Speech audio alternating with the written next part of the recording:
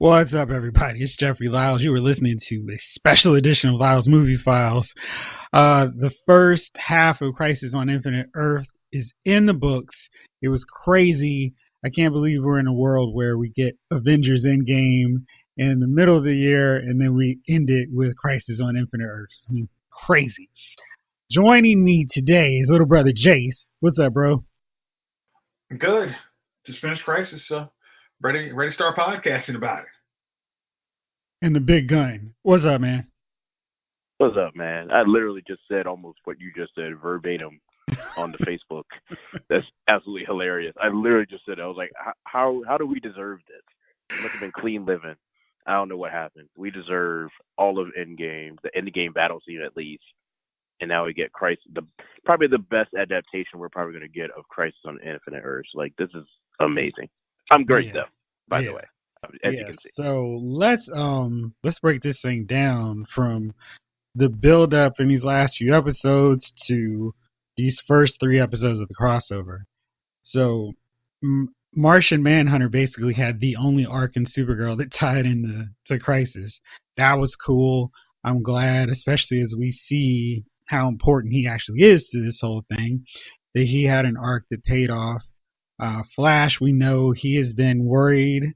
Team Flash has been worried about him dying the entire season, and Arrow has been working on this slow march to Oliver's death.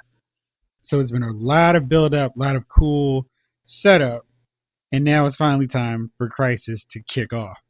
Excuse me. So we started with Supergirl, and Supergirl, they did it in a way that it was like they actually had the comic and was like trying to get the language down right, the dialogue down. They set up with all these Earths getting wiped out, and it was really fun just getting these glimpses of other Earths. We saw the Titans, or at least Hawk and Robin. We saw, who else did we see, guys?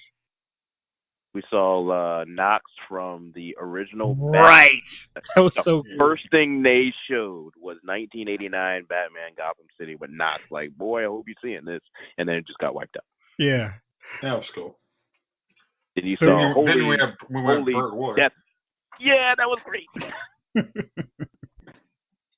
That was amazing. It was like, yay.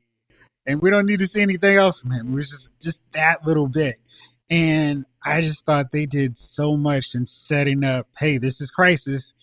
And the sky started turning red and everything was going nuts. And then it was the big assembly of everybody. The only thing I didn't like was that we kind of had to go back through that whole scene of, hey, here's what happened with Oliver on Lian Yu, which we already saw where Harbinger brings him into the fold. Yeah, that was okay. But then we watched this really cool homage to what actually happened in the first issue of Crisis, where Alexander Luthor, who's on Earth 3, and his wife, Lois Lane, say goodbye to their son, Alexander Luthor III, and they send him off in a rocket ship, just like Superman. And this time, it's Argo City, where Superman and Lois are like, we're about to die, because Superman doesn't even have any powers, so we're going to save our son, and that's a wrap. And yeah, but it turns out that wasn't the case. Now, the one thing that with Supergirl's part of the crossover, it felt like they had to make up for not spending any time on Crisis at all during the season.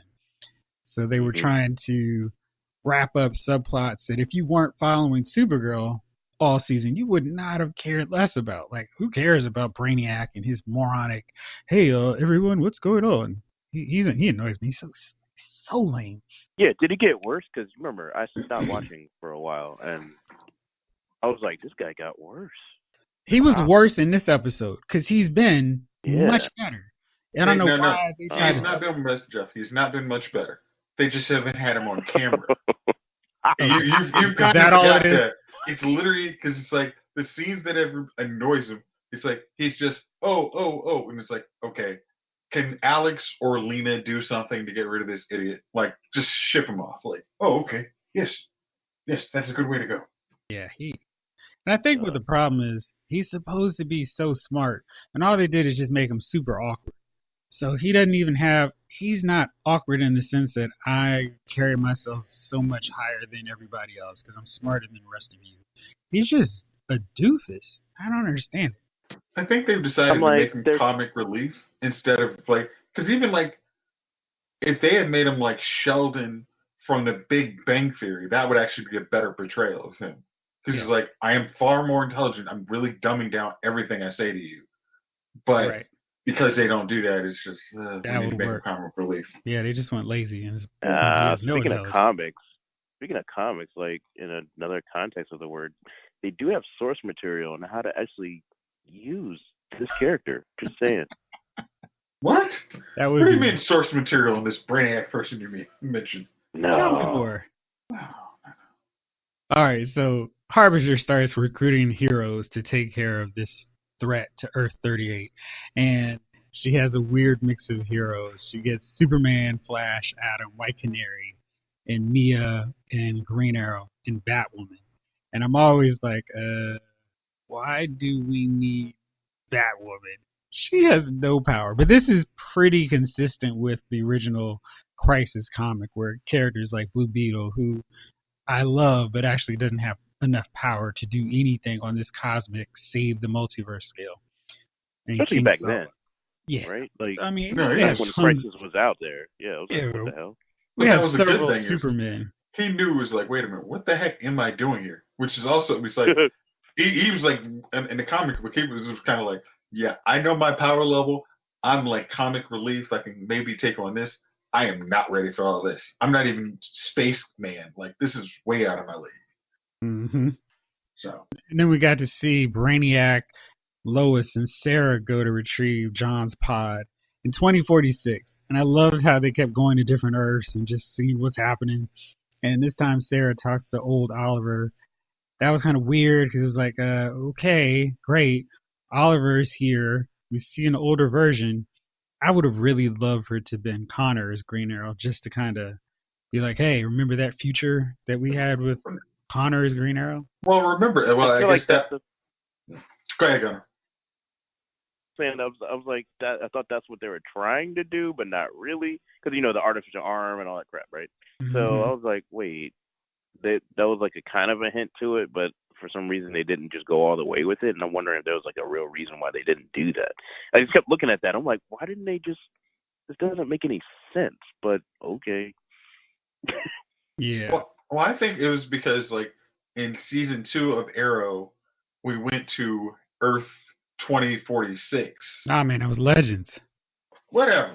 One of them season 1. That was season 1 Legends. Okay. Yeah. But by doing that, it makes it say like it kind of opens up the next part of Arrow, because it's like, hey, that wasn't the future. They actually went to another reality, another world. So if you were as we were kind of complaining about Arrow, it's like, wait, we saw early on that Arrow 2046, he's still Arrow, he's still alive.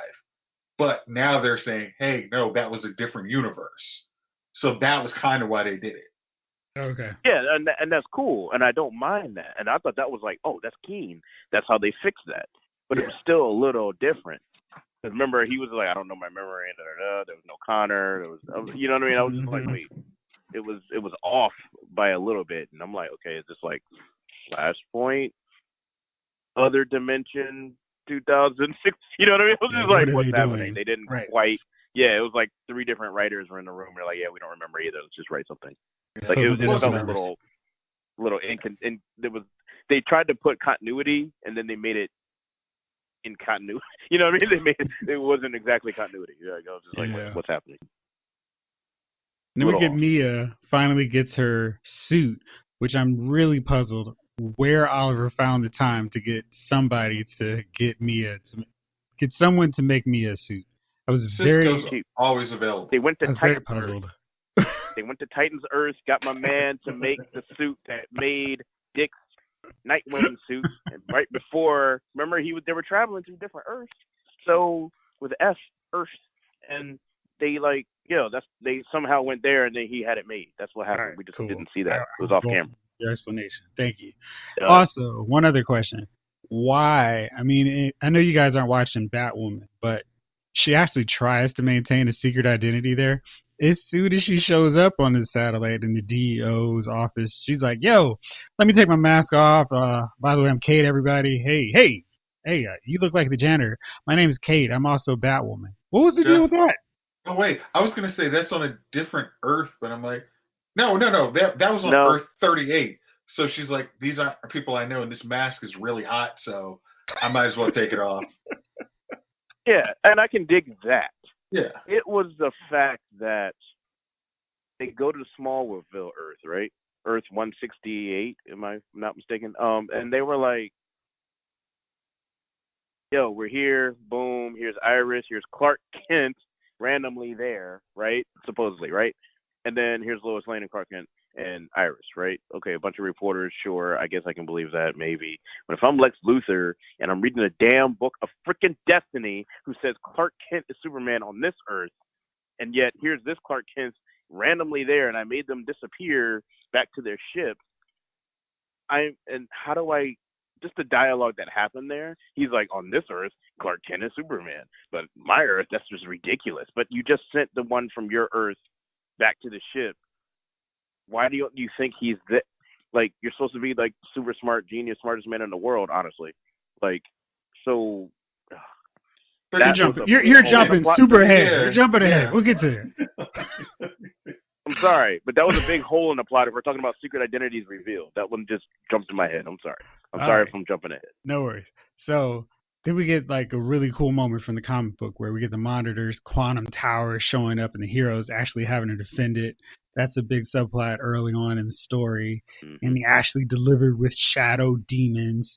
I thought if they were going to go low budget on anything, they may have some dudes running around in black outfits trying to get them, but they actually came up.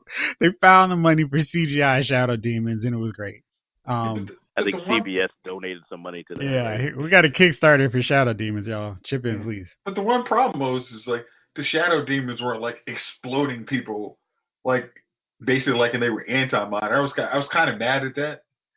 I mean, I know it wouldn't have made sense later on, but I was like, oh, y'all made shadow demons, but what are they doing? They're just kind of harassing people. Right. They're just bullying.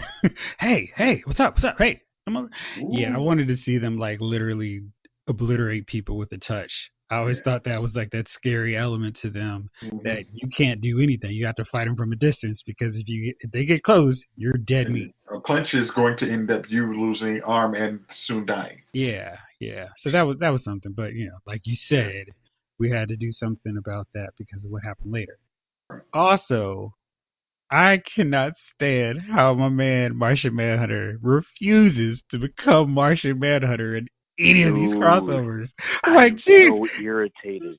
I mean, I'm like, and here I am complaining because they're keeping the black guy on the screen as a black guy. But I'm like, at the same time, yes, I don't mind. Like, we know Gamora's black underneath the green makeup, so why don't we, like, it's okay. But yeah, Martian Manhunter should be Martian Manhunter. There's it's like my blackness and my comic book canon fandom. You know what I mean? It's like warring with each other within myself. The internal crisis. Yeah. And I also didn't like the fact that he was the one flying a spaceship. But they could have just had Sarah, who always flies a spaceship on Legends, and can't do much of anything against these shadow demons. Certainly not as much as Martian Manhunter should be able to. Well, I mean, isn't that the Legends ship, though? So she don't know how to fly that joint. Oh, man. No, that's her actual ship. Yeah. But she can fly any ship. It's not like she had to land. No, because what was talking about the first one? That wasn't a Legend ship, was it? That was the Legion. But she should be able to fly that. The Legion, not Legend ship. Well, sorry, Legion ship. That was a Legion ship. That was the first one, right? Yeah, she could fly that. All right. They literally do anything, including playing a Betamax in this series. So anything. I don't even want to, dude. I don't watch that show. I don't even want to think about it. Never mind. Absolutely. So yeah, you told me too much. Now my other problem. I know I'm going through all my problems first, but I hate how every episode when we've got something complicated, they try to throw some science jargon at us and hoping that no nuclear physicists are watching this show to be like, that's wrong and totally incorrect. They just go, of course, we use a quantum flux capacitor and then the orbital nucleon spectrum. And we just go, what are you talking about? Okay. Wait, no, Jeff, no. No. When I don't even know how she all of a sudden got a science brain because I don't Alex, exactly. That was Alex. I don't know how she did that, but that theory is actually true, and I was just talking to someone about that recently, of how I feel like Interstellar kind of brought that out of people, where it's like, let's use some real actual science, quantum mechanics theory out there and go from there. And when she said that, I was like, oh, wait, that's actually a real theory. Sorry, I'm a time travel guy, so I know quantum. Absolutely should not know that over Lena, who is a real legit super genius. Thank you. That was the part that was like confusing, but I'm glad they used the science. It was just, I don't know if somebody didn't remember their lines and they just said, okay, you just say it. That's fine. Yeah. I don't know. So, maybe that happened. Very interesting. Very interesting. Yeah, that was weird. But we did get the Monitor coming in trying to go, all right, it's time to brawl out everybody. And it's the big fight against the Shadow Demons. A lot of budget on the line there. And then Oliver gets killed. It's like, whoa. Y'all are actually doing this right away? That was nuts. And a really cool cliffhanger. Sets everything up for part 2 of Crisis. Jace, what do you think about this first chapter? I thought it was a strong start for the series. I mean, especially if you lose Oliver the first episode, which I was like, oh, okay. I was almost wishing that, as Gunnar said when he was talking about the Smallville Earth, I was always hoping, like, okay, why don't we actually see them get wiped out? It's like, if you're just going to do cameos and stuff like that, you should actually see it's like, oh, okay, that's how y'all wrapped up the Smallville thing. But you could, right after that, you could literally throw a white wave around it and blow the world up. It's like, oh, shoot, Smallville Earth is done now. I mean, even just for, I was kind of like... You're a terrible person. Maybe, but...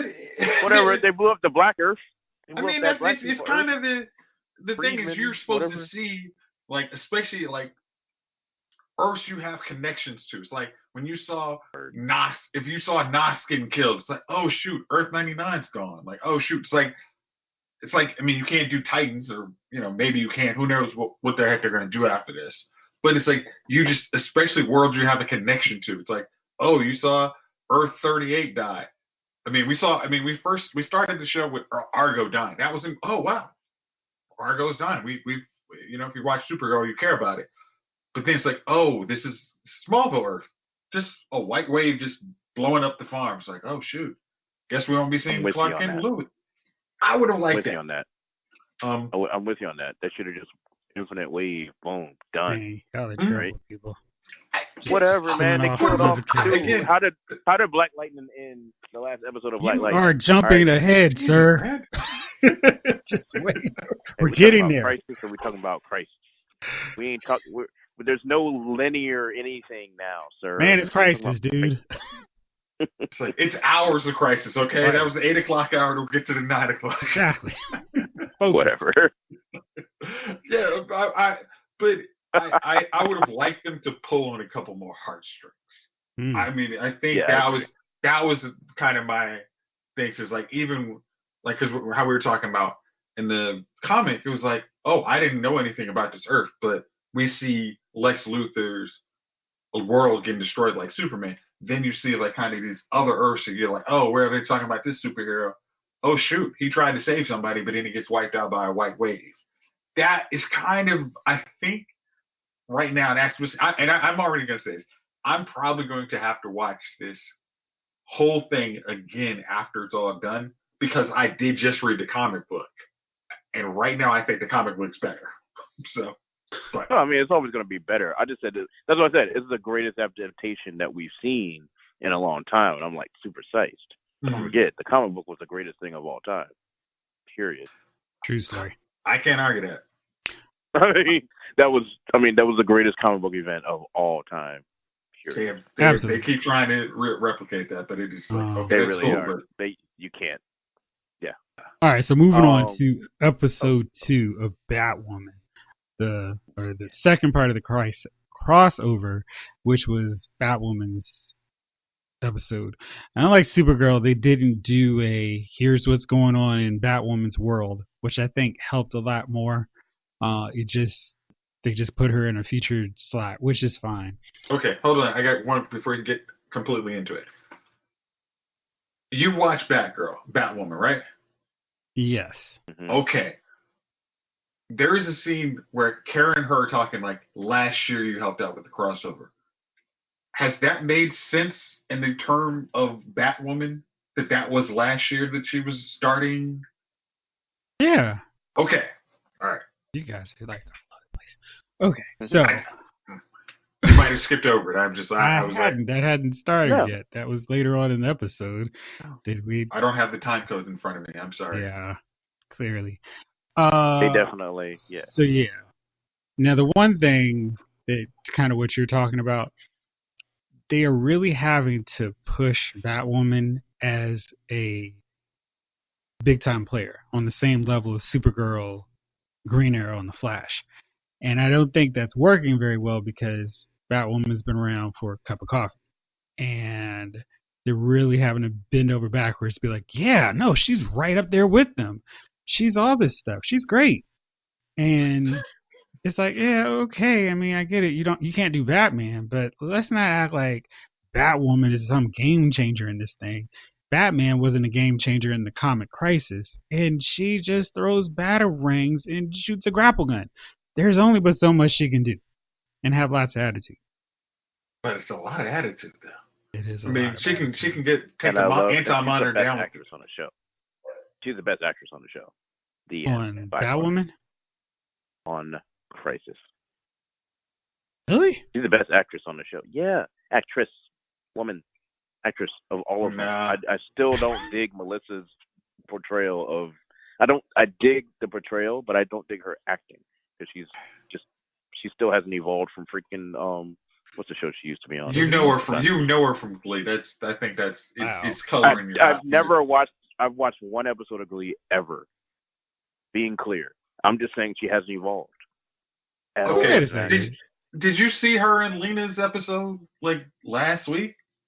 That's just good writing. Anybody that knows that's good writing. That's totally different than actually good acting. No, seriously. I'm being serious. Because Lena's a really strong actor. Whoever's playing Lena, strong actor. Alex, not bad. But Lena's a really strong actor, and she kind of pales in comparison. Whenever they have scenes together, I'm like, oh god, this one's actually like. I guess I've never. I looked at it from a thespian point of view. I'm sorry. Yeah, but as far as you looked at it from a lesbian point of view. Thespian, TH. That joke actually works on multiple levels, actually. Okay, but all right, I will agree. Lena's the strongest actress in the show. I thought he was talking about Batwoman, Ruby Rose. No. I went back and forth. So yes. Lena's the best actress of Supergirl, but when you throw them all together in this Crisis where Lena's barely there, and they don't want Lena and Batgirl Batwoman back to back because that would probably be a better scene than all the other ones. But I'm thinking of all the Crisis as far as the actresses go, it's between Sarah and Batwoman. Yeah, I'm about to say Sarah. Sarah's great. Yeah. What? Don't get me wrong. She's always been a good actress. Sarah's a lot better than Ruby Rose. Okay. I don't know. Sarah, I mean, I don't know about a lot better because Ruby Rose keeps evolving. Sarah I don't know how much evolving she's done. Sarah has stopped at Mad Men. Sarah stopped at Mad Men, and she's grown this character that is Sarah, but her acting style is still the same. Where Ruby Rose is kind of evolved, and you've seen her in different roles. You get what I'm saying? So that's what I'm saying. I'm thinking Ruby Rose. So it's a casting thing? Well, that's kind of what you do when you hire actors. Just saying, Oliver is evolved as an actor within his role. I said actresses as far as the women go. He was using Oliver as an example. Right.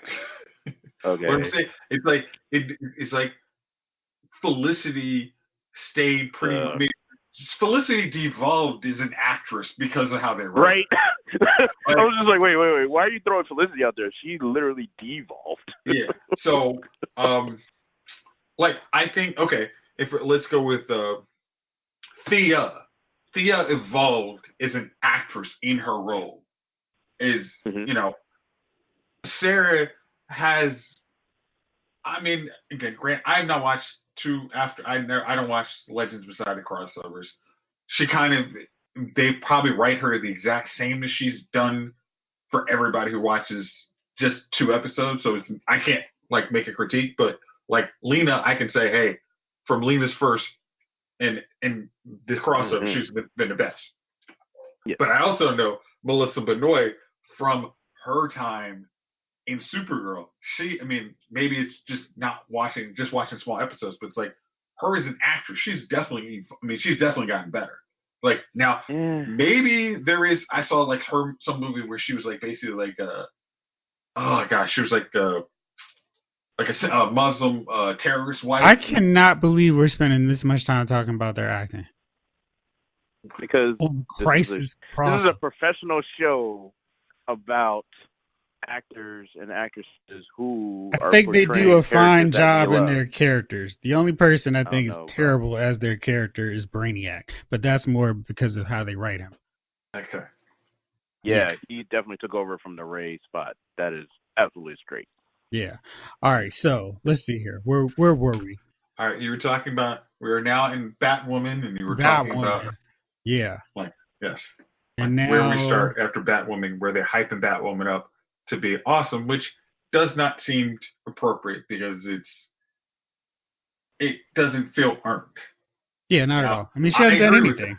She had one fight with Barry and a drugged up Oliver, and that does not make her this amazing anything. She just happened to catch them when they were fighting and busy with each other. She's still a kind of rookie. Kicked their asses. She still kind of punched them and they kicked them. What? She flew in the air and kicked both of them and did all that cool shit. Dude. But that was all she did. She did like a jump kick, and that was it. That shit was awesome. But also, she's like they even kind of like I'll give them this. They tried.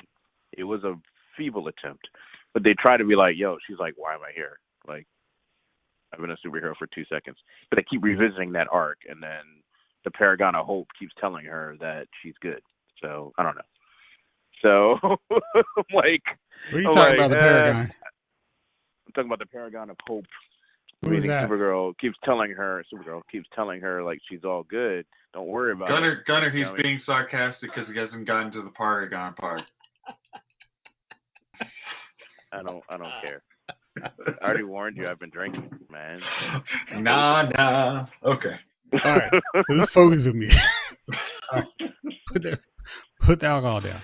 All right. So we got some cool moments where we got the Wave Rider of Earth 74 actually having Leonard Snark's voice. I thought that was great. If he's not going to show up, it was really cool. And then we got pretty much same crew as before. The Monitor goes, by the way, guys, I just found out there's 7 Paragons who are going to help turn the tide against the Anti-Monitor. And since we're on Batwoman's show, guess who's one of them? And Supergirl, you've got a show. You're a Paragon, too. And I thought that was kind of funny how it just kind of played out with these Paragons. You get a Paragon. Basically. You get a Paragon. Yeah. It was not funny. It was lame. Yeah. Like, no. It was like, make it like Cisco, you're a Paragon. What the heck? I don't even have powers. Yeah. Wait. It's like stuff like that would have been like, you need to find like how they come up and after it was the people who have shows, it was like, okay, that's a little better. It's like, yeah. But on the first round of them, it was like, I don't know if you guys realize this, but the only people who are Paragons are the people who are leading the shows. Like Sarah, Paragon. Don't know about that one. Yeah. But then Monitor goes, hey, there's a broken Batman and a bummed out Superman that I need you guys to go find. And then we learn that Lex Luthor steals the Book of Destiny to go off and kill Supermen throughout the multiverse. Now that was kind of neat. We got that Death of Superman homage. Although, what is the deal with the Monitor? I'll go ahead and kill off a few of these Supermen. They won't be around anyway, so go nuts, have fun. He is letting Lex do his thing, he's letting him get his gun off before he needs him. These worlds are already dying anyway. He's like, fuck it, this guy. We don't need to. Don't worry about it. Russian Superman. Whatever. I knew we could. Superman. Whatever. We could use some more raw power, but nah. Go ahead. Right. Obama Superman. Black Superman. Screw him too.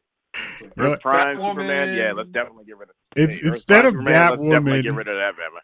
Instead of Batwoman and White Canary, why don't we grab one of these random Supermen from various universes, or Supergirl? Can we go in the past and weren't there supposed to be villains in this too? Like, can we get some, Lex Luthor? Actual villains? He's literally besides.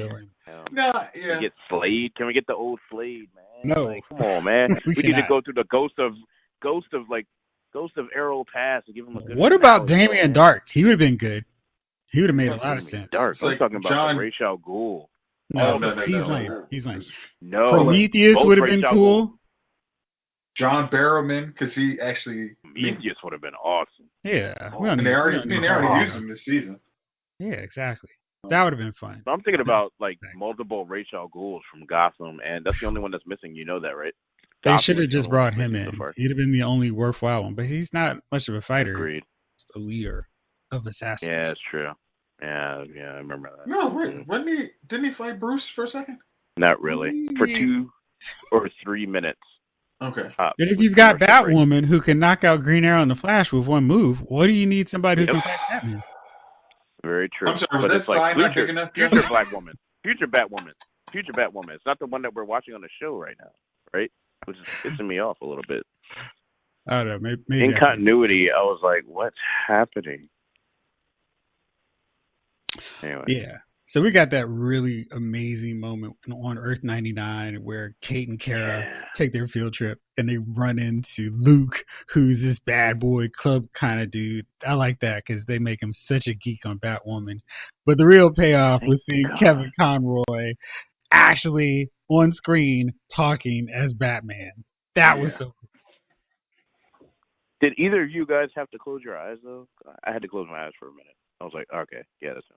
No, I wanted to actually see him talking as he was Batman. I was like, when I saw him, I was like, I don't see it right now because his voice has changed, by the way. It's been 20 years. Come on. So I had to close my eyes for a while. Yeah, it's a little changed. But it's weird because I was watching him on the Kevin Smith show, the Aftermath show. Mm-hmm. And I did that too, but then I didn't have to do it for a while because when he talked in his regular voice, he actually sounded like when he tried to be Bruce Wayne on the show, right? So I was just like, oh, wow, I hear Bruce Wayne now. Okay, this is good. Yeah. Okay, he's fine. Yeah. But when he's trying to do the Batman thing, he's like overacting because now people can see him. I'm thinking that's the issue. Because he can still do the voice because we hear him on the animated series. Keep in mind it's edited. But I had to close my eyes because I'm like, I see this guy. I think it's really awesome that he's on here. But I don't hear the same voice only because I think his voice is kind of like fading a little bit. It's like Patti LaBelle seeing her in concert now. You know what I mean? She ain't going to hit them high notes. Mm-hmm. But if she passes out the sweet potato pies, nobody cares. But, I mean, my butt. Walmart got that contract. She good. No. But Kevin, just like seeing him for a second, it was like kind of, it faded in and out, but it was like him versus Kate was actually like, I thought those scenes were really good. Mm-hmm. Oh, goodness. That whole thing was awesome. That whole arc was great. But I'm hoping if anything changes out of Crisis, they switch that Luke with current day Luke. That would be so awesome. Yeah, it's like, it makes sense. It's like, hey, this guy's smart enough randomly to be hanging around with Bruce Wayne and Alfred's not here, but, just that would definitely change the dynamics of the show to me. It's like, oh, okay. I mean, he's not like overly extras. He's just like, I'm not like some dude who's running security and getting popped in the face by this chick the first time she's come in here. Like, that would be much better. Mm-hmm. And I love the Black Nerd arcs, but we have that already. And now I'm like, wait a minute. Can we just, I see what's happening here. You can't be nerdy and be a fighter at the same time and this and that. Because don't forget, I mean, Mr. Terrific isn't that terrific. Like, he's not the greatest fighter. He's pretty lame. Really terrible. So I'm like, yo, this Luke might actually be kind of awesome. And, you know, switching him up would be cool because he could be like, yo, Kid Flash, why are you straightening your hair? Like, what's happening? No, that's not. I'm assuming all the Earths are going to combine. I'm just assuming Earths are going to combine. I don't know. I'm starting to have some questions about how they're going to do this stuff. I'm worried. I'm doubting it too. But I need it to combine. You know why? I'm tired of keeping track of all these universes, and I love the fact that Black Lightning is on the fucking trope. Anyway, sorry, I'm skipping ahead again. Yeah. Okay. So we get that big Superman Smallville moment, which was nice. We got to see a couple Supermen interact, and then we find out he's lost his power. He gave up his powers. He did the Superman 2 route, where he gave up his powers and has 2 kids with Lois, and he has this confrontation with Lex, who's like, you gave up your powers. It's no fun. I really wonder if this was what they were kind of thinking. Maybe we have Michael Rosenbaum show up here in this segment as opposed to John Cryer. Where were you guys thinking? I'm just because you were thinking. You know, I think they could have done a number of things. Like maybe Lex swaps out. Like we start making a Lex Luthor who is appropriate for each version of Superman to pop up. So maybe Lex comes in with the Book of Destiny as Michael Rosenbaum and as Lex Luthor, and then pops back out as, you know, John Cryer Luthor. Okay. I think that would have been cool. Yeah, exactly. But then, like, I see how they, I mean, I kind of like how they got around. Yeah, I mean, it was one of those, he's not going to be here, so it's not even worth thinking about it. Yeah. This man grabbed his ass, he was like, "You're not Lex, peace." I thought that was kind of like, wow, that's the most dismissive I've ever seen Smallville Clark ever. Yeah, and they can't exactly call in Kevin Spacey to be Superman Returns Lex, so that was, thank God they handled it best the way they did. Then they roll over to Earth 96, and Clark, Lois, and Iris meet up with Brandon Routh, who is back as Superman. He's a Kingdom Come version where all of his crew at the Daily Planet got killed by the Joker, and then Lex shows up again to go kill a powerful Superman. But this time, he wants them to fight each other. We haven't seen Psycho Pirate in this entire thing so far, and I'm wondering if this whole "I'm going to take control of your emotions and make you fight Superman" was kind of their, hey, let's do a little tip of the hat to that whole subplot. And have do you think they might bring it back though? I mean, nah. I think this was it. I think that was it. The first half of Crisis is where Psycho Pirate really does most of his damage. So since they've kind of moved past where he would be effective, I think they're not going to include him, even though they used him as a gateway to this crossover at the end of Elseworlds. Yeah. That's kind of, I'm just like, him not to be there, it's like, because I mean, just like how Gunnar was saying, it's like, that would be the appropriate time to being the villains. It's like, you introduce Psycho Pirate. Like, I mean, this is the problem, like, neutering all of Flash's villains. Like, you could have had, like, Rory and all those guys, Heatwave, you know, the villains on Flash come in there. But now that they're all good guys, it's like, oh, there's not really any formal bad guys to use. Right. Which I still don't like. Even though Rory's still really kind of like, come on now. So then we immediately kind of do this about face with what happened in part 1, where Mia and Sarah are like, yo, screw all this. Let's find a Lazarus pit. Let's bring Oliver back. And honestly, that makes sense to me because, yeah, if you've got all these Earths with various Lazarus pits, you don't have to play by any rules. Why don't you use one, bring it back to life, and keep it moving? And I think this is one of those situations where if we didn't know Arrow was ending, that would have been a really cool, oh, shoot. Is this the way to bring him back?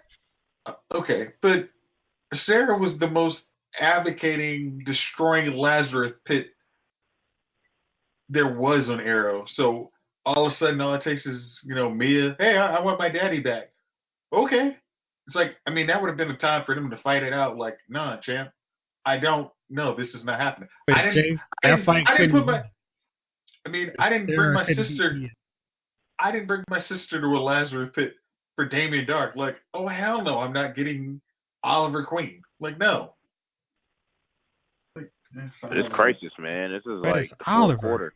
I mean, like now, Fourth quarter. if you say all hands on deck, the worlds, yeah. I mean, like that, okay. But it's like I could have used that scene. Like, you know what? He said Monitor said he wasn't supposed to die yet. So, all right, if that's not the case, then we're gonna do it this way. Let's go.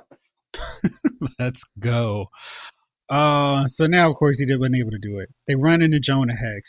I wanted Jonah Hex to have a little bit more of a role, just to outside of being a punching bag for Mia and Sarah, because as we all know, if you've ever watched the Arrowverse show, no dude could ever beat a woman in a fight. No, that's Shield, not Arrow. Arrow, they occasionally lose.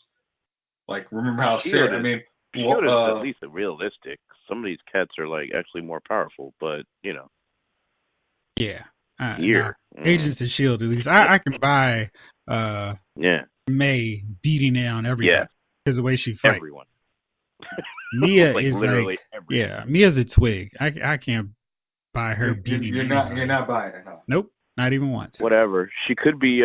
She's from the future. She fights differently, man. I'm using my Time Treks old fandom knowledge. If anybody remembers that show, Dude, she fights like the MMA fighter. Anyway, so we got Kara, and she's like, I'm going to use the Book of Destiny since everybody's using it as a super cheat code. I'm going to bring back my Earth. Right. And I just think that's so funny because it's like Barry and Kara are just like, screw your rules. We're just going to do what we want to do. And I feel like that was an interesting twist because we don't normally see the heroes acting selfish. Like, I don't care what's going on with the multiverse. I'm going to bring mine back. And I don't care about what's going on with everything else. I'm bringing my best friend back. Do you not remember Flashpoint? This Flashpoint? Dude, Barry was like, yo, I'm going to stay in this pocket dimension forever. Barry literally would have told her, like, hey, that's not how it's going down. Don't be selfish. Like, if that's your point, like, why not use the Book of Destiny to end Crisis? It'd get Mia back. Or Nora back. Thank you. I mean, it's like, it's like, oh, I understand the rest of this Earth, but I think Earth 1 and Earth 38 are just the way to go. It's like, nah, champ, like, that's not, your cheat code is not big enough to stop that, because if after Earth 1's gone, he's just going to go back to Earth 38 and destroy it again. It's like, what's the point? So, Black Lightning has been absent. I wrote in my review, Black Lightning hadn't been allowed to play in the Arrowverse's reindeer games because it's just been stuck, isolated. But Monday, we actually got a Crisis actual Arrowverse crossover, and it was so good. I was kind of like, let me watch this. I figure last 5 minutes of the episode, they'll tie it in. But they spent most of the episode tackling how multiple Earths could interact and play out in the Black Lightning universe. I'm so far behind on Black Lightning, but I was still able to pick up and get what was going on. We had Jennifer meeting Jennifer, and one was like this super evil one who was just like, screw my family. Another was, I'm going to save the people, and because I'm going to be like the Harriet Tubman of Freeland, and regular superpowered Thunder, who's like, what are y'all doing? And we see this clock ticking, and it's like, I don't think that's the right direction. This clock should be ticking, y'all. And the Red Skies, and Jennifer's spazzing out, and he's phasing in and out of these different realities. And it's like, uh-oh. And then the end, where Jennifer's like going into this long... Jace, have you watched it, or are you still... I read your review. Oh, okay. So she's having this long conversation with him. This episode was amazing. Yeah, she's having this long conversation with him, and all of a sudden they just wipe out in the wave of antimatter. It's like, oh shoot, I knew it was coming, and it still got me. Yeah, like they were like, wait, y'all don't see that? I'm like, no. Yeah, this is what they're doing. Yes, they did that. They still fit in with the plot of Black Lightning. It still fit in with the plot of what's happening in Black Lightning. He was like, that's how you do a crossover. And I just felt like, man, that's the crossover. From reading Crisis and their various crossovers, some worked better than others, but this one felt cool because Crisis is already playing out right now, but we still got to see it actually happen in Black Lightning. And then immediately it sets up how it connects to Crisis Part 3. Okay, hold on a second. Hold on. I know Good Jin was from, it said Jin 1 Earth 1. Was that Earth 1 or I didn't get that? We don't know what Earth their Earth is. Yeah. No. In the Crisis, like while they were doing that, it was like 3 different gens. I thought when I saw the lines, I was like, wait a minute, is this the real Earth 1 that just got wiped out? Obviously, but the real Earth 1, like that's what it looked like. It was like another Earth and then another Earth, right? Yeah, so that's why I was like, oh wait, it actually did exist, and they called them metas. You see what I'm saying? Right. So they were like, we need to get rid of all the metas here. Well, they call them metas in Black Lightning. But it was just like, because of the way they said it, I was like, I mean, the way Good Jin was like, is there actually a Freeland? I mean, it sounds like Freeland's in Earth 1 that's kind of been taken over by Mark Covey. I mean, like kind of, but all the other superheroes, that's not what they're working on. So, especially this year, so it's not a thing. And they might not mess with Black Lightning just because they haven't had to interact with them. But it was like, is that Earth? I was like, I'm wondering where they're going to go. Black Lightning ain't have no powers anymore. So, but it could. I mean, like I'm just saying, like in the past, like not like today. Yeah, but of course. I'm talking like year. I mean, like Super Jin. You know, I don't know how long ago she wiped out everybody's powers, but I was like, okay, well, that's an area to explore. Maybe if hopefully they decide to merge all the worlds, it's like that's Freeland. Like just this is what's happening in Freeland. Right. I don't know. Part 3. It was very unexpected. Crisis. Yeah, that was the part where started up, and this is where everything really gets real.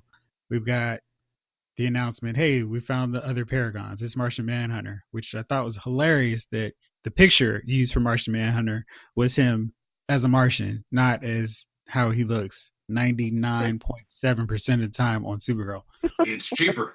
It's a still cheaper, and we have the quota. That's the quota. Just give him some red eyes every now and then, and you're good to go.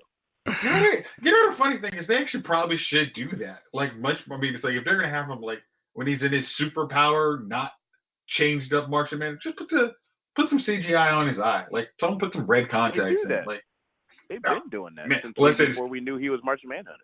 Yeah, but they haven't done that since, and it's like, and you know, there's like, as Chief says, like, well, I'm saying like it's like every 2 seconds he's getting punished after the first punch, so you don't actually get to see him, you know, do anything.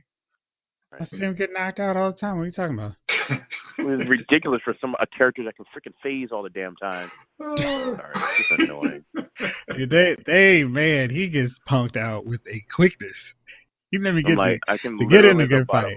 Everyone in this room in 2 seconds, but you know, in CW, I can't do any of that. Nah, dude, I just had to hang back and let Supergirl take care of it. Supergirl, you can handle this. Dude, I'm like, yeah. I don't mind that is her show, but Jesus, don't punk him out that badly. I kind of feel like he's the worst hero to put on her show because they have to punk him out so much to make her look good. Okay, Jeff. I kind of, and this is something I was a little when we went back to. I'm going to go back to Supergirl. It's like Superman is kind of all bummed because Argo's gone. You know, his son's not there. But Supergirl is supposedly super cheery that her mom's dead. She's like, Dad, don't worry, we'll win. I'm like, but she had already said goodbye to her mom. It wasn't the same thing for her because she said her mom. She's but dead. I think if you say goodbye twice, it would be much harder. Not like, oh. How many times did she visit her? She didn't call her mom one time. And then she hung out there with it last year when Rain was, you know, that was a year ago when Rain was there. She was an absentee daughter. For reals. I mean, you think she'd spend all her time up there because, oh man, I got another chance to be with my mom. Nope. I'm here. Superman asked her to stay behind because she was the better hero. Get lost. Get all the way lost. Thank you. Sincerely, management. Yeah. So, yeah, that was weird. But we got another cool shout out to an old school show, Earth 203, with Birds of Prey Huntress talking to Oracle. Hey, and I really think that was the voice of Oracle, right? Because she's also on All American. So it's not like she could have made a phone call and dialed in. But yeah, that Earth got wiped out. The Huntress is dead. And it's like, oh man, so Jace got his wish. An old fan favorite got killed off to satisfy his bloodlust. Again, if you watch Birds of Prey, you felt it. Like, dang, Birds of Prey. Oh man. I saw that. I was like, yo, they did not hold back on this crisis at all. They're just like, yo, anything that was on DC20, UPN, whatever you watched, you know what I mean, like on this whole station that we're currently on now, including CBS, who bought us. Everybody's fair game. Wipe them out. Wipe them all out. Honestly, I really wish they could have got Linda Carter. I really wish they could have got Linda Carter. There's still 2 more episodes of Crisis left. There's no more Earths. Yeah, that was a little quick. That was quick. Show animated joints. Animated joints, man. You've gone ridiculous. Yo, put the bottle down. Animated series. Put the bottle down. Justice League Unlimited, man. Batman Beyond. Let's go. Let's get it on. Kill them. Kill them all. You're now on to a 1 week minimum maximum. First 2050. Kill them. Kill them all. Kill them all. All right. So. Shoot. Yo, I see a white wave now. See, we about to be done. It's over. Team Flash shows up. Cisco, Frost, Ralph comes in, and they meet everybody. And then they're like, hey, what's up? Well, it's Flash's episode, so we got to work in these guys with their schedule. These random-ass crappy schedules. How they set this thing up, because everybody has to kind of appear as needed.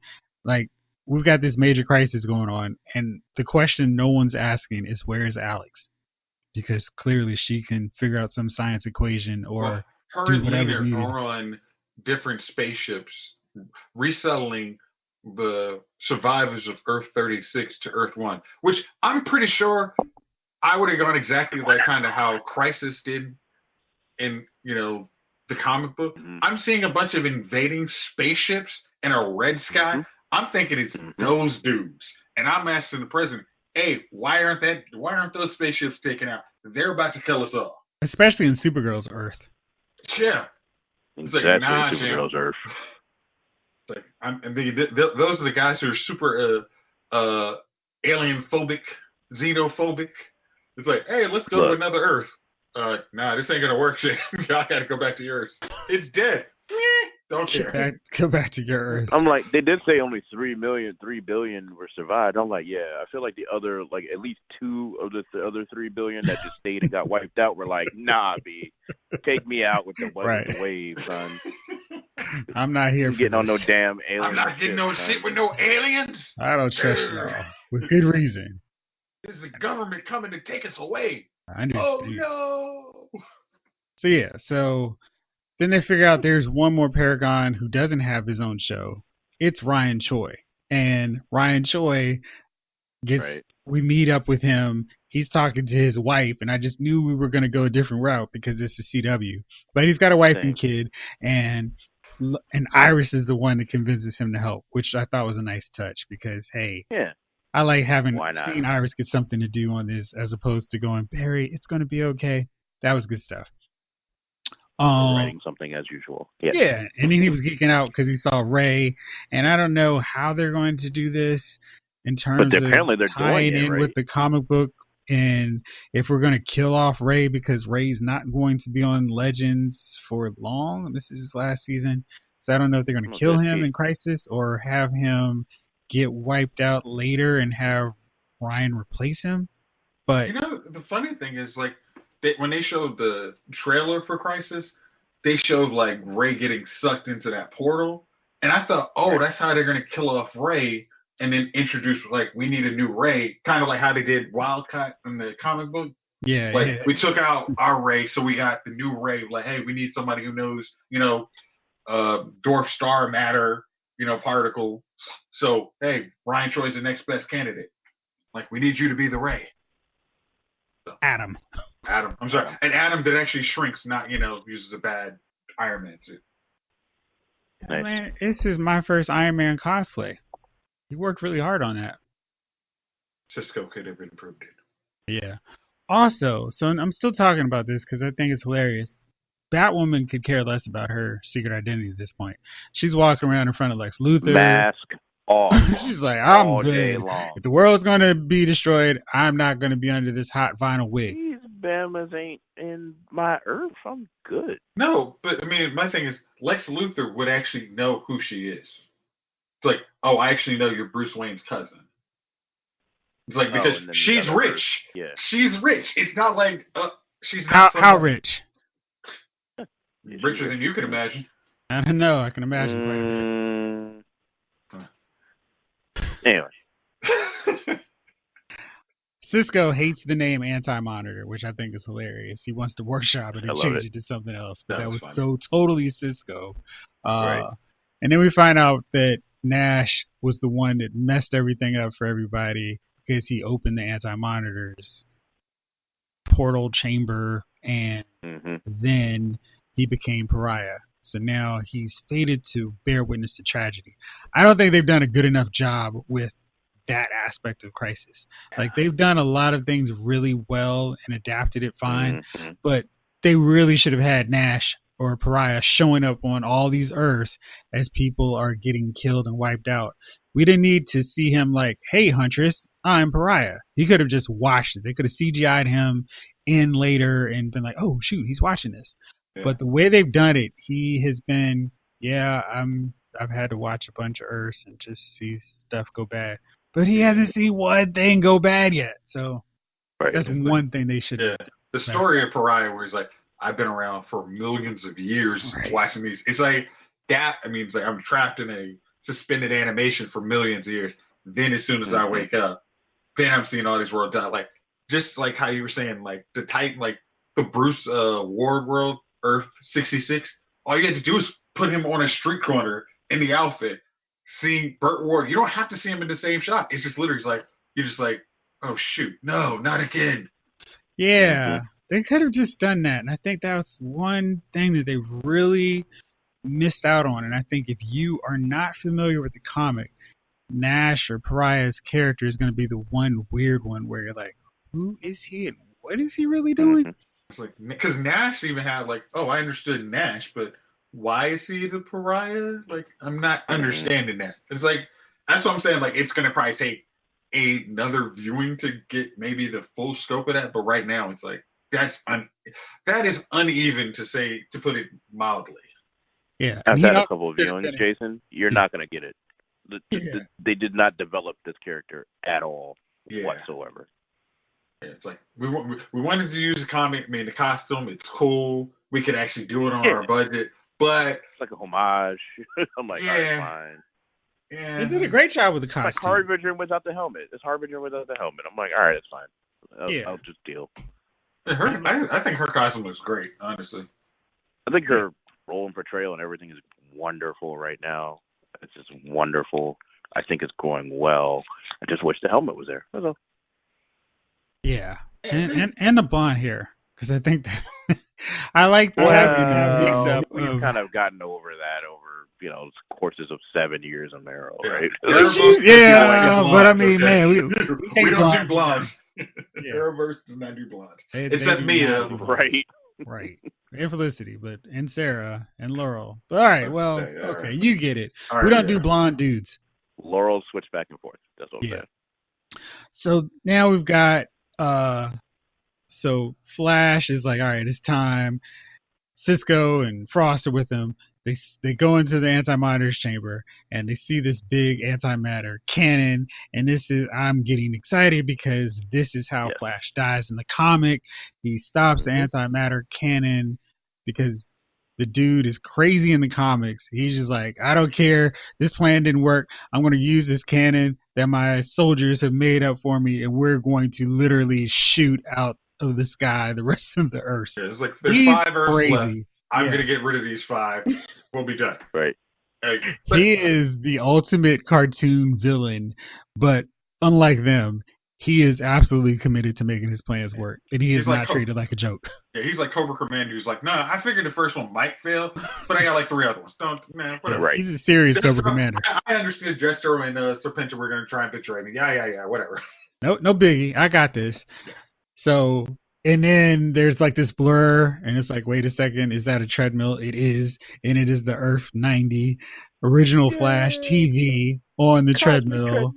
And he's been there since Elseworlds, which was cool because I've always wondered what the heck did they do? Why did he just flash? Why did he just port out of existence in that big showdown? It's like, well, okay, he got taken, which is true to the comic because Flash gets taken off the board really early because he's the only one that can travel in between these multiverses.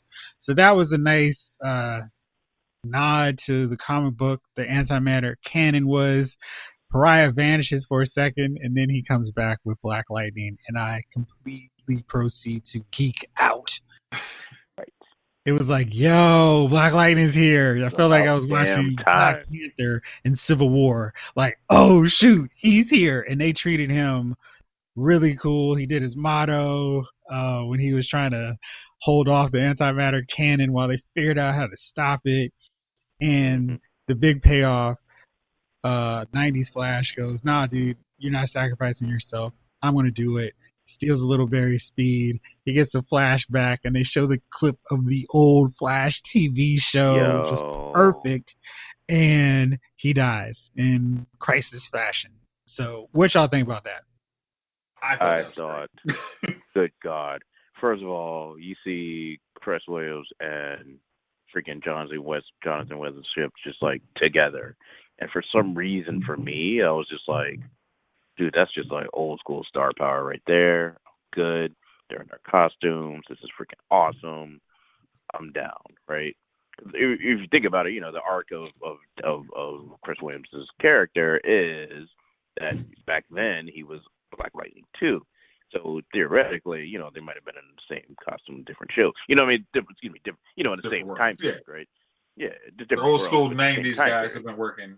Yeah. Been superheroes for a while. These aren't new kids doing it. Right. So I was like, yo, this is kind of tight. And then my man, like, it was like a cool, touching moment. And I mean that in the greatest pun ever. When Barry and Barry,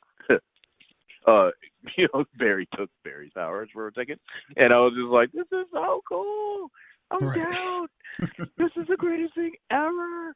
Like, dude, I just remember watching The Flash because my mom taped it on the Betamax joint. Like, back then, I was like, yo. She's like, oh, no, I taped it. Oh, I didn't miss it? No. Okay, cool. And kids listening to this podcast right now are like, what are you talking about? Y'all didn't have TiVo? VHS? Really? Grandpa? Come on. Wait, you're talking about before your TiVo? Like, what's happening? So yeah, nah, man. I put the tape in. I'm like, it's Flash. This is great. And here he is. And then that flashback. Come on, man. No pun intended that time. But hey, that flashback was like perfect. I was like, wait. That was wait. I didn't. Did you know that? I totally forgot that Iris in that show was Moira. I mean, Dr. Moira, and I totally didn't know it. And that's so much. Yes. Even why I remember casting. that? Why? We definitely read about that. I believe Lyle's Movie File said that, and I believe that I read that elsewhere as well. And then also, that was around when. I did. And then I remembered again. Sorry, when the DC app came out. The DC Universe app came out, and that was one of the first shows I watched. Was the old Flash. And I was like, hey. I was like, you look familiar. Yeah. So I think, as I talked to Jeff after Crisis, and he's like, I think one of the best things they did, and I am so glad that the showrunner for Black Lightning said, hey, if we're gonna bring Black Lightning in here, let me come up there. Let's make sure that we got a day where or a couple days where Crest and I can both come up there, and I can make sure you guys write Crest how he should talk, like Jefferson Pierce how he should talk, like, because like you say, like him even doing his motto when he's about to die. It's like if they didn't know that, they might not have put that in the show.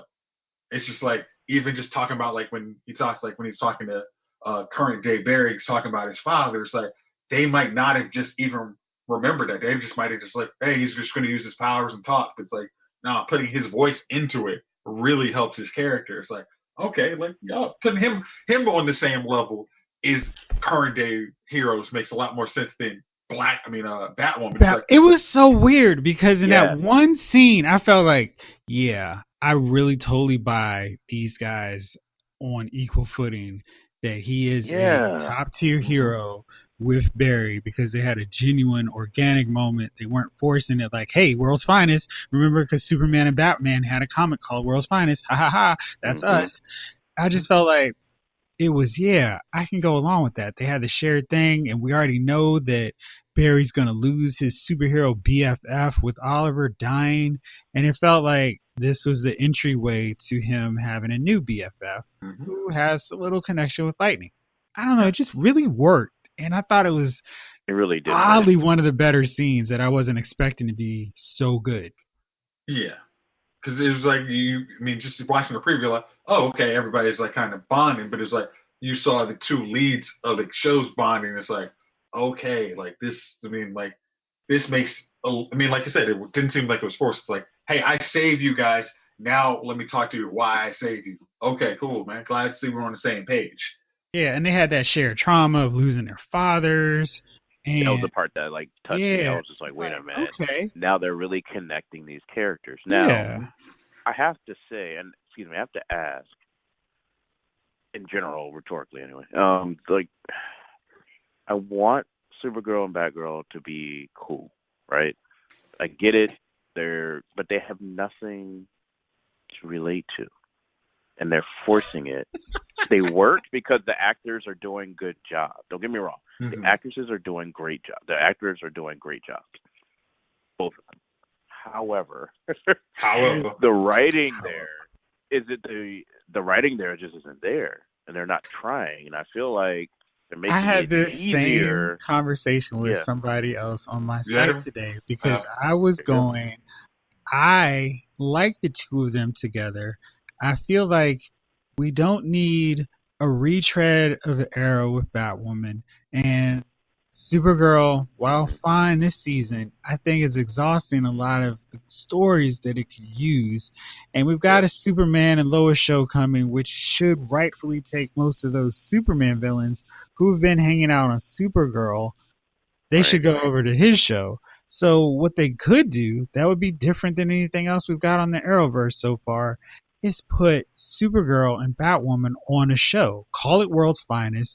Let them, play around with that whole Superman-Batman dynamic and let them play off each other. And that way they can develop the chemistry that they have just through sheer effort, not necessarily because they're trying to drag Batwoman up to the same top-tier level as the other heroes. And I think if they did that, it would help more to make Batwoman feel like a A-list hero, and Supergirl gives her that rub of, hey, you're on my level because we're friends. But also the other thing I is like that. Batwoman's only going to have so many storylines. It's like, if you combine those two, especially, like I said, if they're going to do a Superman, it's like, why not just, hey, like, I can help you be a better superhero. I can help. Because there's only so much stuff you can deal with without saying, all right, where's Bruce? And because Kara didn't mention that. Oh no, sorry. I'm still trying to figure out why she didn't hey, let's drag our Batman since we're gonna get Superman. Let's bring our Justice League, who literally exists. We admitted it. Why not help get them on this? Make sure they're on one of these ships. So many times, right? It's make sure they're on one of those ships. So if we need heroes, we need to make sure the Justice League is there too. What? Look. They didn't give a crap about that Batman. They didn't give a crap about no Wonder Woman. They didn't give a crap about nothing on that Earth. They're like, Earth 38, done. Sorry, they weren't part of the three. They're part of the 3 billion that were like, nah. Yeah, nah, B, we're good. That were like, nah. The DAO coordinates everything and says Supergirl, and the rest of you guys suck it. Exactly. Everybody else, suck it. No, what they do get right about Batwoman and Supergirl was that kryptonite dynamic in this episode that just passed. Tonight's episode. How did they get it I was like, there we go. I trust you. You hold on to it. I'll use it as an ultimate deterrent in case you get out of hand. Yeah. It was good. Batman Doom. It was like Justice League Doom was that was part of that I felt a very Justice League Doom energy from that little scene right there. Yes. But I'm also saying she's better twice. That's where I'm like, put them together in a show to shortchange all this lack of Batwoman experience, because when Supergirl told her you're one of the most courageous people I've ever met, I'm like, come on, dude. I mean, I can spit out 10 characters who would be above on that. Your show. When on your show. Jeez, when Mon-El, I feel like she even gave Mon-El that speech before. Right. James' sister, Saturn Girl, James' sister, Rain, Lena, Alex, Maggie. I mean, listen, one of the most is a larger term. Yeah, it was just kind of ridiculous, because it's like, I know y'all have to try to get her over, but this doesn't make sense, and stop trying to force it. Just let it happen. That's why I'm like, put those two in the show. She said that to her mom before? Real time? She said it to everybody, and her dad said it. I mean, she says it to everybody. Everybody's the most courageous person. She's ever met. Barry, the reason why Oliver and Barry worked is because Barry was in Oliver's show for a couple episodes before Flash started, and it's like, oh, then they had a bond. Then he comes back a couple, they jump back and forth. Crossovers, but they had, like you've been saying the whole time, they need their own shows, together. Barry and Oliver have had their own. They've had their own crossovers a couple of times, several times, especially in the first season of Flash. So it worked. Flash. I mean, Arrow had to help Flash actually beat Reverse Flash. So it wasn't. I mean, hell, Oliver's son was in Central City. The end. Like, come on. Like, it was. They've spent time on the male characters, and forgive my feminists, but they don't seem to spend enough time on the female characters or women characters here. No. As far as building their arc together, I'm talking about not the whole Supergirl thing. Just on the leads. I'm talking about building their arc together as far as when they do crossovers. Yeah. They do not build that as well unless it's like a lesbian character seeing another lesbian character. Now, hold on. I will argue with you on that, because in Elseworlds, they really spent a lot of time with Supergirl and Batwoman on that Batwoman focus episode. It was, hey, I've got tattoos. But she's only been around. She hadn't even been around for a full season. So there's only been so much build-up they could do. Huh? But how many times has Flash been on that Earth, and then, you know what I mean? I mean, they could have done this better, even in the short time span of Batwoman being around. But they can't have Batwoman, or they can't have Supergirl show up on Batwoman show when they just put her in costume. But she's been around for a year. No, but they hadn't caught the show hadn't caught up to that point. But that's the issue. But that's my point. That's what they said. It's caught up now. That's why I asked early on. I'm like, no. So it just got caught up, basically, like maybe 3 or 4 episodes. So this is episode 9 with the crossover. Episode 4 was basically when she put a costume on, and so she's been, and we don't know what was going on in that time frame from episode 3 or 4 till episode 9, but we do know they had to spend some time developing her origin over again, and there's just no time to organically put Supergirl in there before this crossover. So they're just having to, I mean, they spent a lot of time on this crossover with them, specifically those two, having those Barry and Oliver scenes. Like in every episode so far, they've spent time with them one-on-one or having Sarah for a hot second, but they've really focused on those two to give them that time to bond. Here's hoping we do get a World's Finest type of situation, because it just feels like they're selling the crossover of the women characters a little short. I mean, now they have Felicity and Iris. No one cares about those stuff. two. I'm talking about female characters. Okay. Oh, yay, the wedding. I'm talking about the actual superheroes, the showrunners. Jeff, don't talk about that wedding. Jeff still has Yeah, exactly. No, I was talking about when they were fighting the Nazis on Earth X. Felicity and Iris were hiding around in the tunnels, and they used some gun or whatever it is to help turn the tide. They were active in doing things, and Sarah has always been a very prominent figure in these crossovers sometimes with Supergirl. She really got close with Alex. Because hey, it's so cool to have our lesbian characters hook up with each other because that's what people do when they're the similar orientation, right? Well, at the very least, I'm always going to say this. It was at a wedding. I mean, weddings kind of do some things, so. Whatever. Especially if it you doesn't got pass the. Not where Alex was in that storyline. It doesn't pass the, what is it called? The Bechtel test. The Bechtel test. I'm sorry, I'm still a dude, but I'm like, it doesn't pass that test. So yeah, I'm trying to be a feminist. I'm like, yo, look, like it doesn't pass the Bechtel test unless it just goes over the head. See. He tries it. He does it so quick. Sometimes you're like, you son of a. No, but I honestly, I think it's for those two because it's just a matter of time. It's just don't act like they're best friends as soon as they meet each other. Just like, hey, introduce yourself. Like, hey, I'm Kara. Hey, how you doing? I'm Kate. Cool. Right. I know my cousin has a friend. I mean, he's got a friend who's actually your cousin. Hey, maybe we should hang out a little more in these crossovers. Like, and they forced it since the first one. But I think they've done a much better job in this one because it's just like, hey, we'll just put those two together. Mm-hmm. We'll pair them up. That's the partnership for this. Kind of like how they have Sarah with Mia a lot to kind of mentor her before she becomes Green Arrow. Green Arrow! Well, that beyond makes sense, though. But that makes sense considering where they want to go with it. But and she was a former League of Assassin, trainee, so they both can bond over that. So. Right. They have intimate relations or ties to Nyssa. Yeah. Right. All right, so that's that. We got Black Lightning hanging out with everybody. Kara and Batwoman are like, hey, what's going on with this book of Destiny? She decides not to. Then Mia, Diggle, and Constantine go to Earth 666 where they have a meetup with Lucifer. I don't watch Lucifer, but I thought that scene was really fun. And that's exactly the kind of thing you should get in a crossover. Mm-hmm. Characters who never would interact any other time interacting.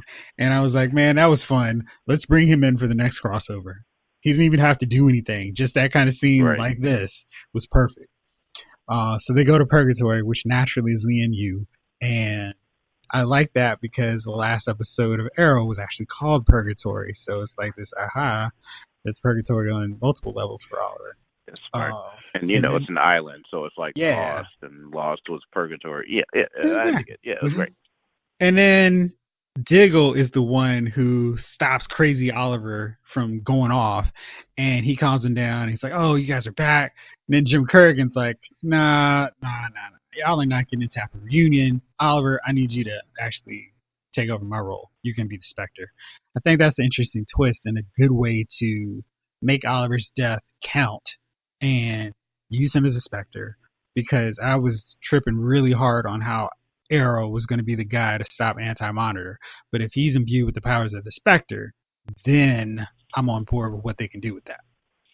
Did you like that? Because I was like, okay, that makes it so if, depending on how the Arrowverse goes next season, it's like if you want to bring Oliver back, is a one-off only for crossovers character. It's like, okay, you can do it a lot more easy with the power of the Spectre. That's a good point. So I can see that. Yeah. It's like, we can't do our Arrowverse crossover without you, Steven. Let me check my busy movie calendar. Hey, I'm free. Let's do it. Hey, he's got a series with his cousin Robbie starting, so. That's true. That's right. Let's see how that lasts. There's always just the Robert Downey Jr. Just, how much is the dump truck going to have in it? Yeah, sure, I'm available. Perfect. Back it up. Back it on up. My cousin, who is the ultimate Batman fan, just texted us to say they're pushing Batwoman hard. So, Gunnar, if you had issues with the development, that was his quick take. He's not said anything outside of No, I'm saying, like, I don't know. I get what y'all saying. Like, I totally get it. They're forcing it hard. But they shouldn't have to. That's my point. It's like, we got to get them up to speed to this and da-da-da. I'm like, yo, just develop the characters and trust in the process. Well, versus Yeah. Excuse me, develop the characters' relationships with the other characters is what I'm saying, and trust the process instead of forcing it down our throats. My God, I think it's like, just I the get it. Supergirl Felicity thing that they've done ad nauseum so far in this crossover, where they prop Batwoman up to a level that she hasn't earned yet. Where if it was just they were hanging out and she's like, "Hey, I've seen you fight. You've got something within you, and anybody who puts on that bat signal or logo is courageous. If you're anything like your cousin, then I know you've got what it takes to be this hero, as opposed to you're one of the most courageous people I've ever met." Like, that's something they would say to Felicity or Supergirl, where it's like, you're the ultimate this. Well, and I it mean, doesn't also, I guess my other thing is, like, I know Kate's a, this all-world fighter, but it's like, hey, Steven, hey, man, you've been doing that Arrow thing for a while, if I can come jump over to, Gotham, Star City for a second, I'd love to help out. I mean, I'd love to, train with you for a little bit off camera. Right. Like, even that would help. It's like, oh, yeah. That would make more sense, honestly, because I'm like, wait a minute here. Like, this is, I'm like, this dude's been trained by the League of Assassins. She's been trained by the Army. Yeah, their whole deal. I mean, it's a ridiculous thing. Nah, dude. I mean, it's just like, that doesn't check out. Like, I buy Sarah winning most of her fights because she's a super assassin. I buy Thea winning a lot of fights because she trained as a vigilante. They got the League of Assassin training too. So she's got the best of both worlds. Oliver is top notch because he did both too. I was always a little shaky when Diggle was going toe to toe with the ninjas on the League of Assassins. Like, I was. Well, he was an army. He was an army dude and training with Arrow. Like, he was first season training with Arrow. So yeah, like the whole first season they were fighting with sticks and all that stuff. I got you. All right, but he doesn't use sticks. He uses guns anyway. Well, I mean, that would be his natural thing. But I guess I think the problem is I think CW is like, hey, we're losing Arrow, so we have to elevate Batwoman to this level. It's like, guys, you can get there in it. Even just wait till season 2 of Batwoman. You probably will be there. Just simmer it down just a little bit. You'll be all right. Remember when newspapers were like, hey, you know what? We should make people pay for our online thing. And they've been trying to do it for years, and they finally got it right, like maybe in the last 5 years or 10 years, 5 to 7 years ago. But they've been talking about it since the early 90s, the late 90s, excuse me. And I feel like they missed the boat, right? I feel like they missed the boat on this too. Like, what was the shit seasons for Arrow? 3, 4, 5, right? Oh no, sir. Just season 4, really. 3 and 4, honestly. So yeah, I won't fight you on that 4 or 3. Was quite boring, but 3 got boring after he fell off the cliff, and Felicity started standing up to Ra's al Ghul. It was kind of cool when they were like, "How are we going to manage without Oliver?" And then then it was, well, he's brainwashed and he's working with the League of Assassins. It was like, right. And then the cheat code with Barry, I remember which that. I didn't mind. My whole problem was Felicity standing up to Ra's and not taking a knife to the gut. At that point, they should have been like, he's like, what? Who are you? That was... Yeah, especially because, it's like, I don't know how old that Ra's al Ghul was, but 100-year-old Ra's al Ghul would not tolerate, modern sensibility of woman. It's like, nah. That's true, too. That was kind of like, I understand she's a tough girl. Although he did he wanted a dude to run the League of Assassins, so I'm not. So it's not like he's the most progressive. He's not progressive. Yeah, he's not the most progressive guy in the world because he had 2 daughters that were badasses, but whatever. So he was, but no, my point is that's probably when Batgirl should have been introduced. After Flash was first introduced, and then we're like, let's go all in Batgirl too. I feel like they missed that. Maybe not 3, but definitely 4 or even 5 or 6. No, but remember, we were still ripping off Batman, so we couldn't rip off Batman in 2 shows. Get my point? They were trying to do a lot, as many rip-offs as they did those last seasons when they were these later seasons when they were trying to do more stuff, more of that. The what was it? The Suicide Squad thing, all that shit. I'm like, why don't you just introduce Batman or at least Batwoman or Batgirl or somebody, Robin, somebody, Jesus, Nightwing, like someone. Come on, like you gotta pass off some of this because Arrow did not do any of this. I just don't remember any of that. So I'm like, I feel like that would have helped with our character development here instead of like all of this happening in 2019. Like, dude, Dano just got dusted, and now we got Batgirl who's supposed to be at the same elevation as Arrow. I'm like, come on now. I'm just looking at a comparison. Like, they developed Arrow, they developed that, and a whole other universe, Marvel universe. They developed the hell out of a couple of movies of 22 years before they really introduced Thanos as a badass. And now we got Black Girl. Like, I'm just saying, there are other examples of how you develop things. Now, don't get me wrong. I want Batwoman to be a good character. I think this is a good show. I'm just saying they're developing this so fast. Let me say, like, Captain Marvel to me is a good example of, like, we have an established universe. This person here is on this level based on her powers, why she's here. Batwoman is, as far as we know, less than. Because it's like she's had one army. We don't know about her training. I mean, like, we saw her training to get training. We saw her train to get into the Crows. Mm-hmm. Like, the Crows we've seen get taken out by a bunch of street thugs in Gotham. And her, I mean, it didn't seem like they were that hard. Yeah, they're a bunch of losers. As any CTU, police, or military force or League of Assassins are against vigilantes. Yeah, pretty much. Everybody that Blade killed and Blade won. Hey, dude, Blade is a G. All right, let's wrap this bad boy up here. So, corrupted Harbinger shows up. Hey guys, I'm back. I'm going to kill people, and she kills the Monitor, but not before Pariah sends all the Paragons off of the Wave Rider. That means the wave of antimatter wipes out Iris, so Barry's vision did come to true, and Superman and Ralph and everybody else who's aboard the Wave Rider. And it looks like the entire Earth is now stuck in antimatter, except for the 7 Paragons. And then we get the big twist with the Kingdom Come Superman fading out and Lex Luthor replacing him. And because he was like, you know what? I was smart. I read this book, and I'm not going to die just because you guys are a bunch of morons. And again, to raise your point, Gunner, I don't understand why anybody would just go, well, this part is etched in stone. Like, if he could cross out Superman, why didn't he just cross out the part where the anti-monitor wipes out everything in the antimatter? Man.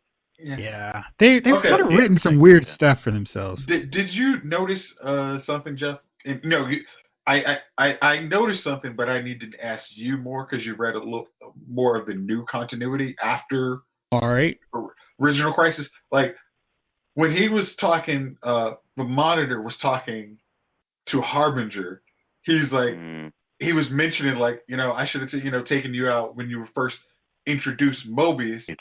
And I remember Mobius has now been basically, like, after one of those crises that he was the Monitor, like, instead of the guy who made the Mobius chair for so they made him as the anti-Monitor. I was like, okay.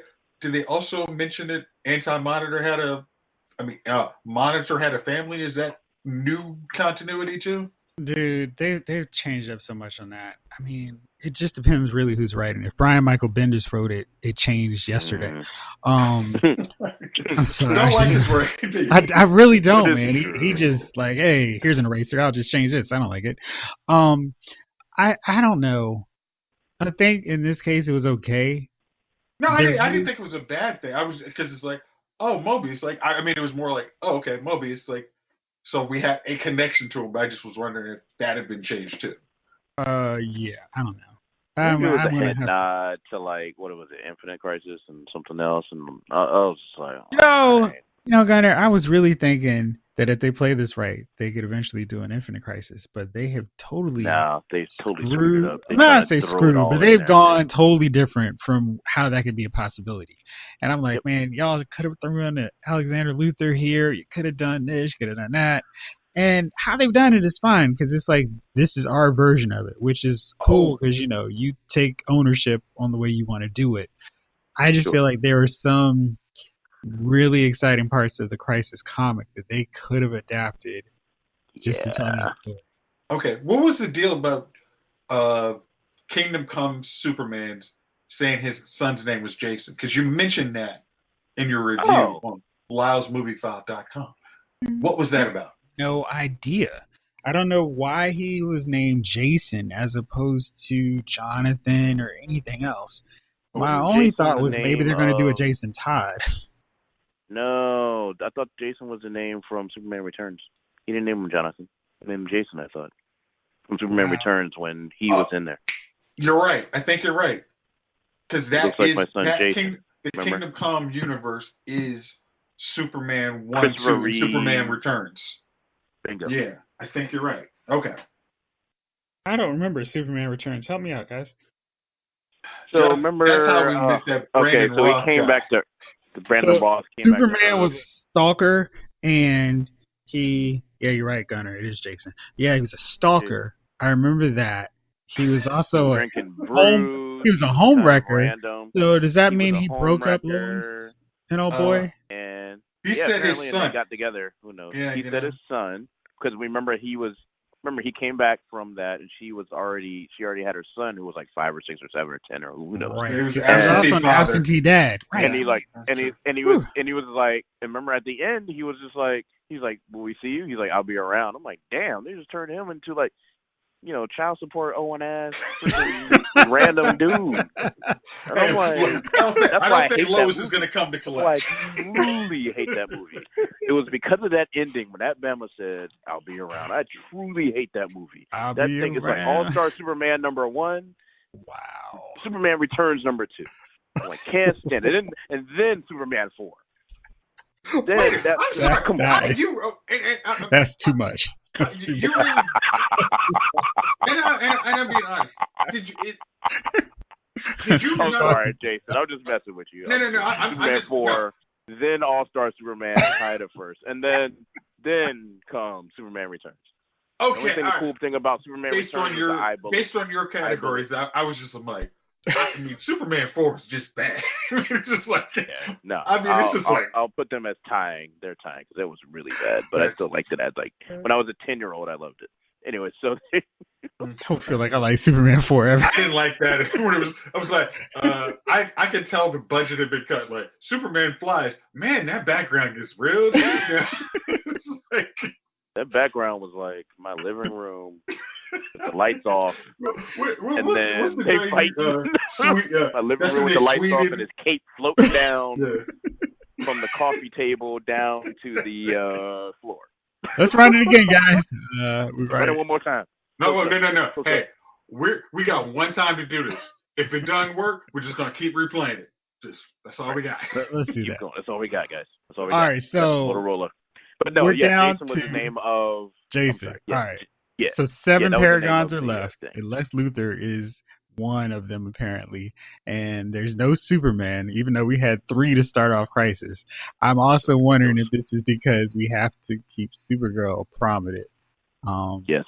I'm always going to feel like that because I feel like, in Crisis, Superman and Supergirl were side by side, and they clearly did not treat Supergirl like an afterthought, like I feel like they have to some extent with Superman.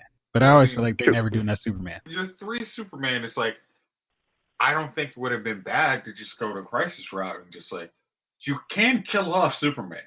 I mean, I thought that was like we had 3 Superman. I'm like, one of these guys dies early. Yep. One of them dies Brandon Roth Superman is not attached to anything. It's like him dying against the Anti-Monitor. That would be a cool way for Brandon Roth, Superman, to literally just like, thank you, man. Like, we're sad you didn't get any better roles on that. It's like. Then again, they kind of left Smallville Superman just to kind of walk away. They're like, yeah, this happened. And he had this look on his face like, I want to do something, but whatever. And then, but I'm like, he might get his powers back, and randomly in Superman 2. And then, go in the chamber. We might, that'd be a cool, super surprise for the fans if this Bama decided to breach his contract which is the dumbest part of the contract ever to put on a damn. That ain't a breach of contract. He made sure it was in the contract. That was breach. That was his. That was put that's his lawyer said. Hey, make sure that shit's in. You know what I mean? No tights, baby. I didn't mean breach of contract, but yeah. So I'm like, maybe he'll just break his own thing and be like, let me do this. That would be cool. And then he dies off, and I'm like, okay, no one cares because that show's been gone forever. And then they can have this little theme song when he dies. Yeah, but the truth is, they said like, hey, that's we wouldn't be here without Smallville universe. So that would have been a cool. That would be a cool way to kind of. Yeah. Yes. Yeah.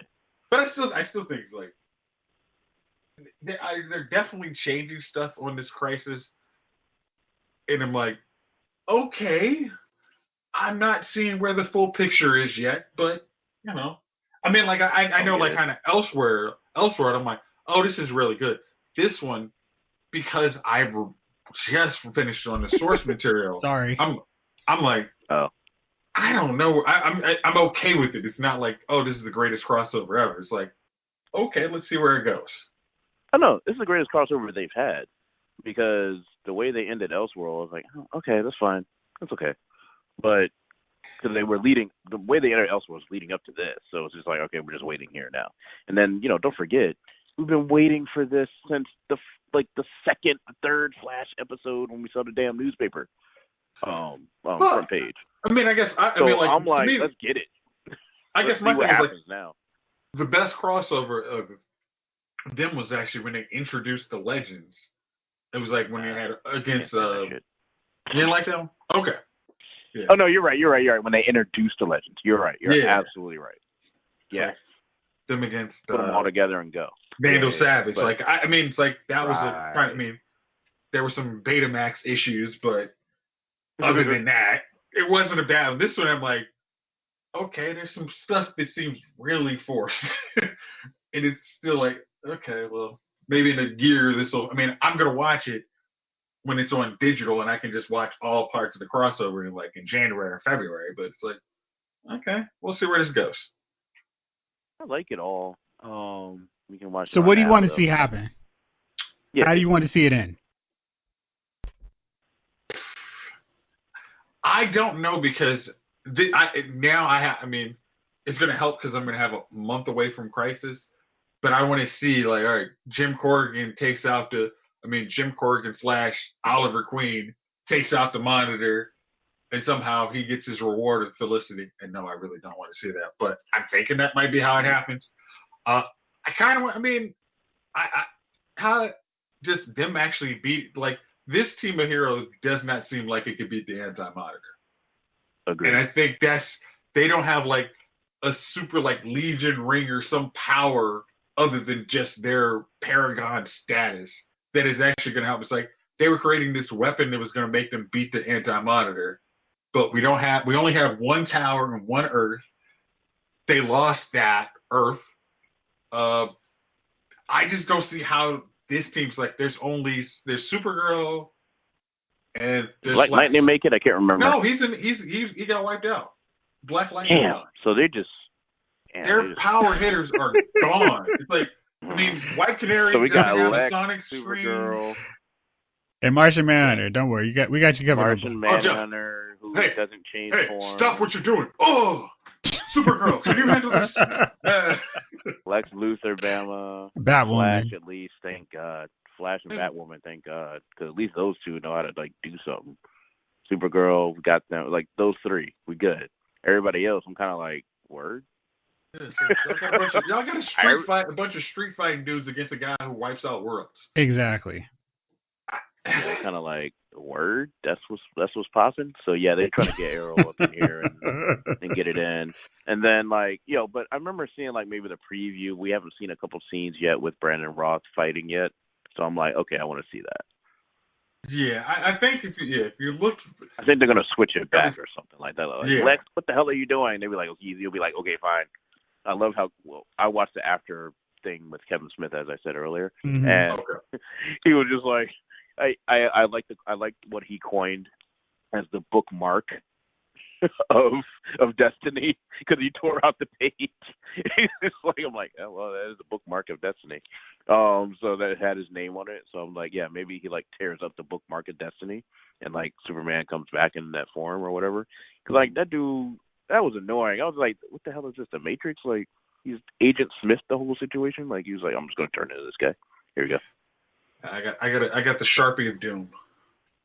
The Sharpie of Doom. The eraser. Yeah. I mean, and Lex has some really awful handwriting. Can we say that too? He's a lefty. What do you have? Yeah. He's a genius. Right. Yeah. Geniuses have bad handwriting. True indeed.